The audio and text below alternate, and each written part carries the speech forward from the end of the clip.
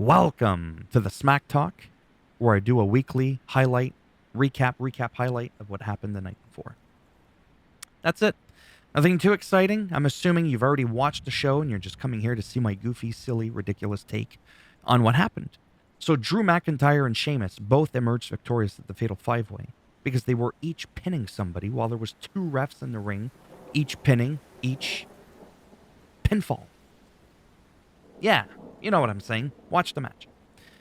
As a result, it's added some more riffraff between Drew and Sheamus, which I do not like. I enjoy their bromance.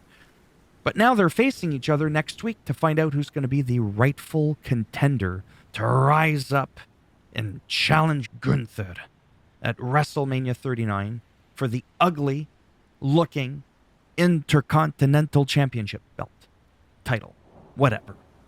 I don't mind the belt, actually, but, reminds me of an NXT title. I'm just saying, I'm just being real.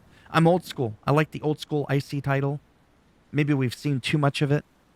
Maybe I'll make a storytelling video on some of the ugliest and prettiest championship belts in the history of WWE and all the other different promotions. Moving along. So there's that.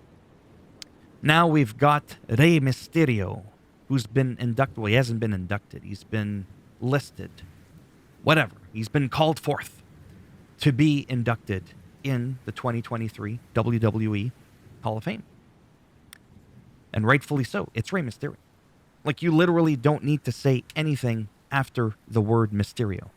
You end on O and go, oh, and you just end it. It's self-explanatory. And as always, PA, punk-ass, DM, Dominic Mysterio, came out to interrupt. And I say the DM thing because he's got it on the back of his shirt. In case people forget who he is, right? That's how irrelevant he is. He's got to remind people who he... I'm just kidding. I like him. He's growing on me, okay? I think he's really feeling more comfortable in his own skin with that gimmick. And I think his mic skills might have gone up to the next level. Not the Rock's level. So I don't have eyebrows, but you can tell I'm raising one. Of what's left of it. Just like Mark Calloway with The Undertaker's gimmick. From the moment the $1 Million Man, Ted DiBiase, called The Undertaker down to the ring with Paul Bearer, November 22nd, 1990, Survivor Series. With Rowdy Roddy Piper and Gorilla Monsoon on commentary. I was sold on the gimmick right away. I mean, I was a younger kid, but still, I was like, whoa, this, okay? Anybody else would have done that? What the hell is this? Well, it's the same thing with this. Only at first I thought it was pretty ridiculous, but now I'm finding it a little bit less ridiculous and a little bit more believable from a script standpoint. Obviously, I don't really believe it. That would make me a Mark. But my name is Phil, so I can't be a Mark. I got to be a Phil, okay? So there you have it. The Judgment Day defeated Legado del Fantasma.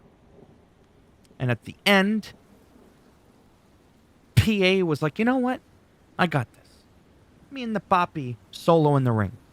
Then he tried to charge him, and I think Ray had like a cramp in his chest or something. He fell to the ground, and then, Punk Ass just threw himself out of the ring. The Viking Raiders defeated Braun Strowman and Ricochet. I want to bring something up really quick. Not going to get into it because it could get me in some trouble. And it shouldn't. It's sad because you should be able to have these healthy discussions. So the Viking Raiders defeated Braun Strowman and Ricochet. Let's move on with that. And I like the part where Braun Strowman picked up Ricochet and said, out with you, in a good way. And then over the top rope, landed on the Viking Raiders. Speaking of Rowdy Piper, because of the gimmick and him being there for The Undertaker's first appearance ever, Rowdy Piper, Valhalla. I'm just going to go there briefly. Can't get into it too much because I don't want to end up Aladdin and canceled there. But it reminded me of this a little bit. A little bit. Do you know where I'm going with this? I got to be careful how I word this because people might get the wrong idea. And some people have just merely mentioned it and gotten canned. And it's ridiculous. So Peacock recently, or at least to my recollection, they've recently kind of been with, WWE, and Peacock has been poking away, plucking away at matches they deem aren't family friendly, aren't appropriate, and have been completely removing them. So speaking of Roddy Piper, if you remember WrestleMania 6, he faced against Bad News Brown, and he was half painted black. Okay? Vertically. She did it horizontally. But this is Viking war paint, so it's completely different. So the context is different. I'm trying to understand. I'm just saying. Because when I saw her on TV, she didn't have it. So when I found out that they removed his match, and I get it, because I didn't know much about any of the blackface stuff until just recently, a couple of years ago, when Megyn Kelly was on a show, because it was all over Twitter, and she was like defending it because she didn't understand, and they fired her over it. And it's like, wow, don't give your opinion on something. So I was just like, my heart's beating here. So I was like, is that what happened there? And they just kind of said, you shouldn't do it because, I don't know. I'm just legitimately asking you, if you've made it this far, to let me know. I get it. Viking war paint, it has nothing to do with the blackface thing, which is maybe why they left it there. So I'm saying, is that you know what I mean? The closest you're allowed to do that? I'm legitimately trying to understand, because with the world that we live in and people bringing attention and awareness to things that we used to do that's not correct, I probably would be too afraid to do that if I was a wrestler. And you know what I mean? I'd be like, well, what about, look what happened to Rowdy. It's hard for me not to think about it. Half her face painted black, Roddy Piper's, half his body was black, okay? It's kind of hard not to talk about it. And then we're talking about gimmicks, right? And Roddy Piper, Valhalla. Anyways, it just kind of all tied in. That's what ran through my head. So let me know down below before I say anything more that gets all mucked up and cancels my channel that barely took off. All right, moving on. So I'm trying to understand about that. And I did Google it, by the way. I did Google it, and I actually couldn't find anything other than people were offended, more so by the fact that it looked like she ripped off an indie wrestler's gimmick. All right, so there we have that. Charlotte Flair defeated Shotzi. I can't wait to see Charlotte Flair and Rhea Ripley. I really believe that's going to be an amazing match. I hate being that jackass that comes in and gets all negative. No, this sucked.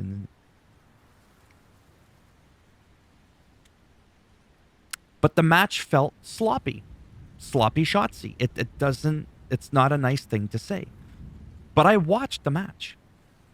And then I Googled it, and I found articles on Reddit where some people feel like she's sloppy.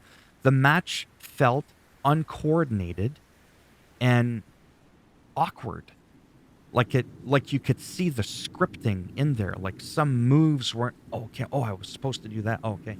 It just felt unorganic. Is that even a word? Not organic? Whatever. English isn't even my first language. So that's just my opinion on that. And then I really believe that Charlotte Flair helped as much as she humanly possibly could unawkward, unsloppy the Shotzi. Again, it's not nice, but that's how I feel. I don't want to lie. So that's that. But Rhea Ripley and Charlotte, oh man, cannot wait for that. The Usos came out, gave their promo. They called out Cody Rhodes. And then Sami Zayn, out of nowhere. Really out of nowhere. At least with Randy Orton, the whole RKO out of nowhere. It's not really out of nowhere because you actually see where it came from. Him, you never know exactly where he's coming from. He's got the hoodie. He's just poking around somewhere. He just sneaks in. And what was really exciting about this, apart from the obvious that I'm so invested in the storyline and the build-up camaraderie between Sami Zayn and Cody Rhodes, is they actually allowed a little bit of a back and forth there. It felt like a mini match. And that was the closing to SmackDown. There was no Solo Sikoa getting involved. There was no Roman Reigns getting involved. It was just the Usos and just Cody Zayn. Cody and anyways. And I thought that was really cool. And like I said last week, this still has me thinking, could we potentially ever see one of a few scenarios? Sami Zayn and Cody Rhodes versus the Usos. Not necessarily for a title, but that'd be interesting if Cody was Universal Champ and also co-holders of the Tag Team Champions. Or, and I said this last week, I get it. I'm rehashing it because this keeps coming up. This keeps coming up every week. Or could we have someday Kevin Owens, Sami Zayn, Cody Rhodes versus the Usos and Solo Sikoa? I don't know. Or could we have Kevin Owens, which has already been speculated for a while, and Sami Zayn facing the Usos someday for the belts? Excuse me. And now that Jey Uso turned his back on Sami Zayn, they're clearly not buddies anymore. That seems a lot more likely. Because before, when they were all buddy-buddy, it didn't really seem like they were going to have, like, hey, yeah, so we're friends and we're tag teams, but how can that be when you're still champion with your twin brother, right? Now it would kind of open the door a bit more. And I say this phrase very often. I'm really excited to see where this is going to go, because I am. I don't know. There's all these multiple outcomes that could happen, or they could pull a rabbit out of a hat and blindside us with something else. But I like this duo because, again, like I said last week and the week before, there's a lot of camaraderie building up here. There's an actual friendship really, really forming here. Like big time. First, you finish the story. I want to see you at Mania. Like, they're respecting each other. Sami Zayn wasn't believing in himself for a while. Cody Rhodes was pepping him up. Or prepping him up, whatever. He was epping him up in some way, whether it was a pepping or a prepping. Or doing both. I really like where this is going. Yeah. And there you go. I don't have much else to say. That is it. That is it. And hopefully that whole thing with the Valhalla Roddy Piper comment wasn't like, ooh, okay? Because, like I said, I'm legitimately trying to understand. I'm doing research, couldn't really fully understand the whole thing. And I think healthy discussions are important. If the person talking about them finds them important, you should be able to do that. You should be able to voice that and for it to not be a problem. But unfortunately, we live in a world, which this ties into wrestling a little bit, because you should never be afraid to have a discussion about anything. That's how you learn, right? That's how you self-educate yourself and go, oh, that's why you don't. Oh, okay. Like, I'm looking for those moments. I'm always looking to grow and learn. As always, if you liked the video, go ahead, give it a thumbs up. It does greatly help support the channel with the algorithm. You didn't like the video, go ahead, give it a thumbs down. And I'll bend it in half, and I'll twist it, and I'll break it off in your ass. And if you want to subscribe to the channel, naturally, that would be great. But if not, I get it. Thanks for stopping by anyways. Take care. And maybe I'll see some of you in the next one. Bye for now.